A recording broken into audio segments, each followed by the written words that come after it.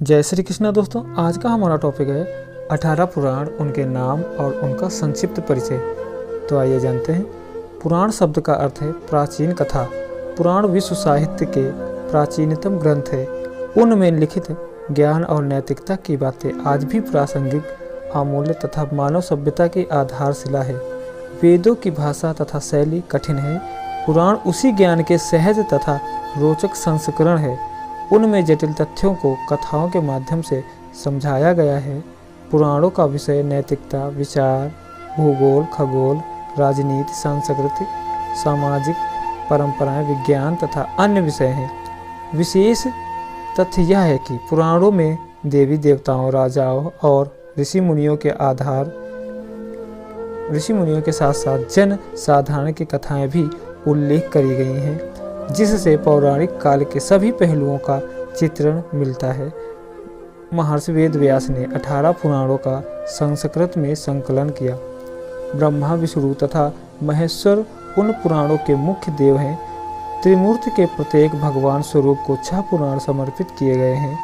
इन 18 पुराणों के अतिरिक्त 16 उपपुराण भी हैं, किंतु विषय को सीमित रखने के लिए केवल मुख्य पुराणों का संक्षिप्त परिचय ही दिया गया है।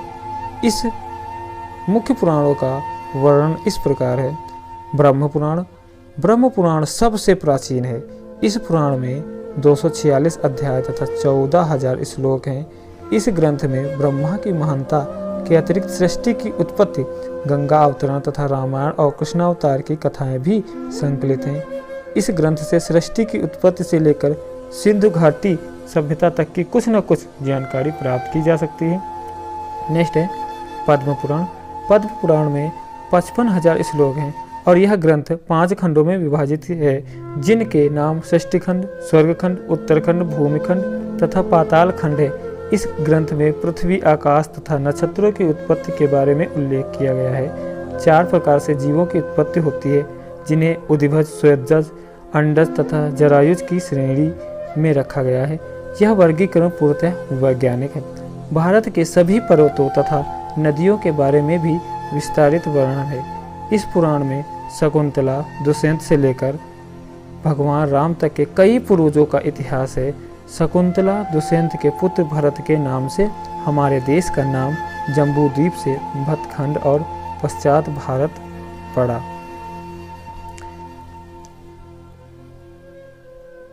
विष्णु पुराण।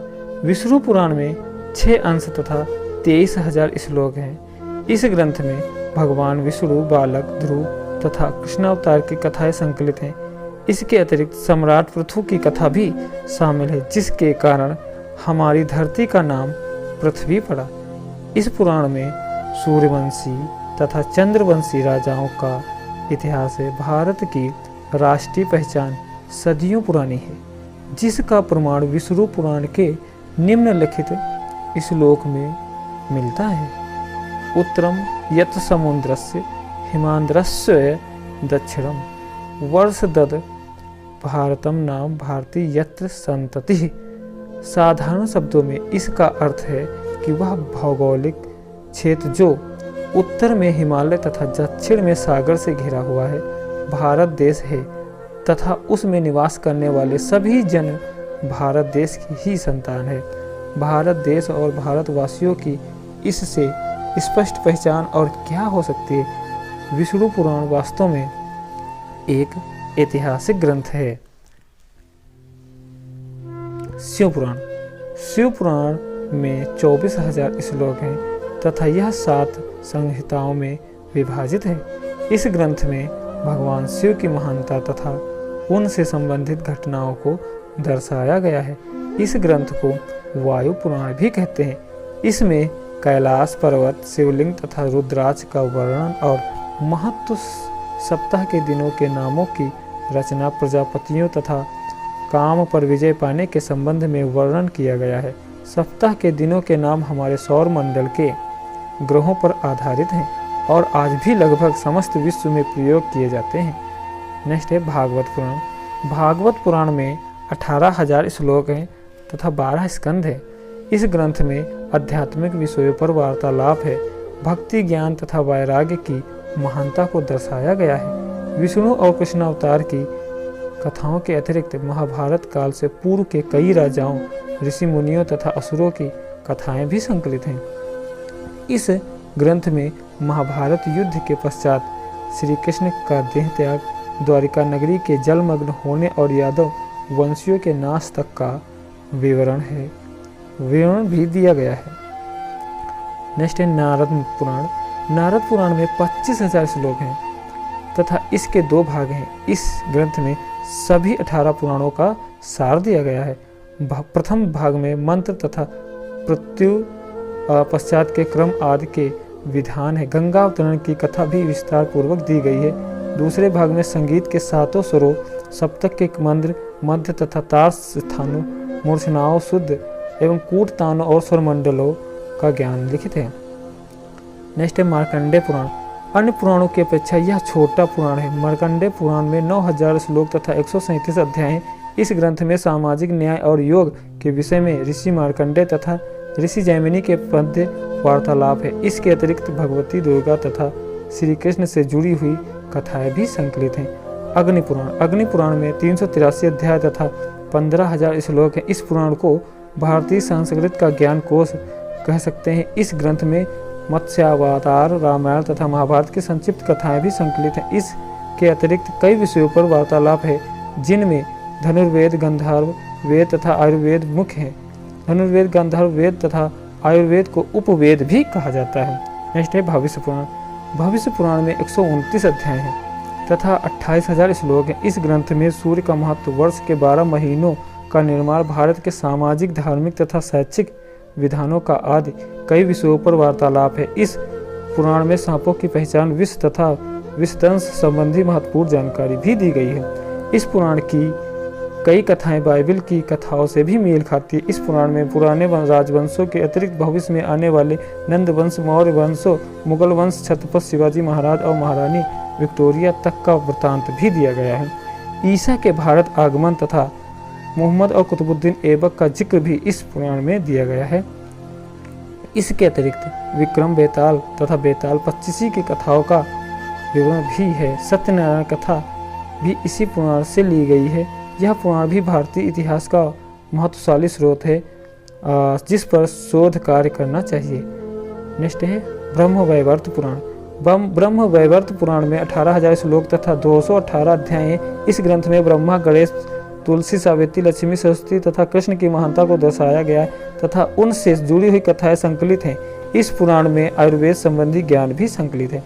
लिंग पुराण। लिंग पुराण में 11,000 श्लोक और 163 अध्याय हैं। सृष्टि की उत्पत्ति तथा खगोलिक काल में युग कल्प की आदि की तालिका का वर्णन है। राजा अम्बरीश की कथा भी इसी पुराण में लिखित है। इस ग्रंथ में अघोर मंत्रों तथा अघोर विद्या के संबंध में भी उल्लेख किया गया है। वराह पुराण। वराह पुराण में 217 स्कंद तथा 10,000 श्लोक हैं। इस ग्रंथ में वराह अवतार की कथा के अतिरिक्त भागवत गीता महात्म्य का भी विस्तार पूर्वक वर्णन किया गया है। इस पुराण में सृष्टि के विकास, स्वर्ग, पाताल तथा अन्य लोकों का वर्णन भी दिया गया है। श्राद्ध पद्धति, सूर्य के उत्तरायण तथा दक्षिणायन, विचरने, अमावस और पूर्णमासी के कारणों का वर्णन है। महत्व की बात यह है कि जो भूगोलिक और खगोलिक तथ्य इस पुराण में संकलित हैं, वही तथ्य पश्चात जगत के वैज्ञानिकों को 15वीं शताब्दी के बाद ही पता चलते हैं। मत्स्य पुराण। मत्स्य पुराण में 290 अध्याय तथा 14,000 श्लोक हैं। इस ग्रंथ में मत्स्य अवतार की कथा का विस्तारित उल्लेख किया गया है। सृष्टि की उत्पत्ति, हमारे सौरमंडल के सभी ग्रहों, चारों युगों तथा चंद्रवंशी राजाओं का इतिहास वर्णित है। कच्छ, देवयानी, शर्मिष्ठा तथा राजा ययाति की रोचक कथा भी इसी पुराण में है। गरुड़ पुराण। गरुड़ पुराण में 279 अध्याय तथा 18,000 श्लोक हैं। इस ग्रंथ में मृत्यु पश्चात की घटनाओं, प्रेत लोक, यमलोक, नरक तथा 84 लाख योनियों के नरक स्वरूपी जीवन आदि के बारे में विस्तार से बताया गया है। इस पुराण में कई सूर्यवंशी तथा चंद्रवंशी राजाओं का वर्णन भी है। साधारण लोग इस ग्रंथ को पढ़ने से हिचकिचाते हैं, क्योंकि इस ग्रंथ को किसी संबंधी या परिचित की मृत्यु होने के पश्चात ही पढ़वाया जाता है। वास्तव में इस पुराण के पुराण में मृत्यु पश्चात पुनर्जन्म होने पर गर्भ में स्थित भ्रूण की वैज्ञानिक अवस्था सांकेतिक रूप से बखान की गई है, जिसे वैतरणी नदी आदि की संज्ञा दी गई है। समस्त योग रूप में उस समय तक भ्रूण के विकास के बारे में कोई भी वैज्ञानिक जानकारी नहीं थी। अंग्रेजी साहित्य में जॉन बनियन की कृति पिलग्रिम्स प्रोग्रेस कदाचित इस ग्रंथ से प्रेरित लगती है, जिसमें एक एवेंजलिस्ट मानव को क्रिश्चियन बनने के लिए प्रोत्साहित करते दिखाया है ताकि वह नरक से बच सके। ब्रह्मांड पुराण में 12,000 श्लोक तथा पूर्व, मध्य और उत्तर 3 भाग है। मान्यता है कि अध्यात्म रामायण पहले ब्रह्मांड पुराण का ही एक अंश थी, जो अभी एक पृथक ग्रंथ है। इस पुराण में ब्रह्मांड में स्थित ग्रहों के बारे में वर्णन किया गया है कि सूर्यवंशी तथा चंद्रवंशी राजाओं का इतिहास भी संकलित है। सृष्टि की उत्पत्ति के बारे से लेकर अभी तक 7 मनवंतर काल भी बीत चुके हैं, जिनका विस्तारित वर्णन इस ग्रंथ में किया गया है। परशुराम की कथा भी इस पुराण में दी गई है। इस ग्रंथ को विश्व का प्रथम खगोल शास्त्र कह सकते हैं। भारत के ऋषि इस पुराण के ज्ञान को इंडोनेशिया भी लेकर गए थे, जिसके प्रमाण इंडोनेशिया की भाषा भी मिलते हैं। जय श्री कृष्ण।